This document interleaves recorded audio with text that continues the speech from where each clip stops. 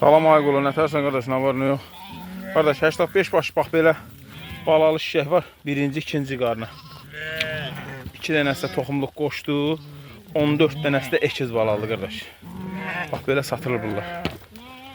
Kimə nə qədər lazım olsa buyur və əlaqə saxlaya bilər.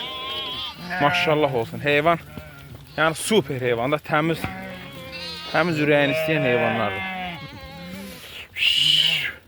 Heyvanlarımız da bu Hacı Nazirində. Deyək ki, bunları satıram.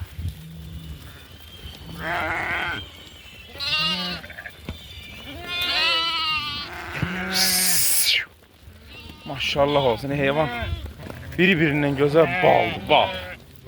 Vay maşallah. Bunlara bax, bunlar hamısı birinci qarına şişək.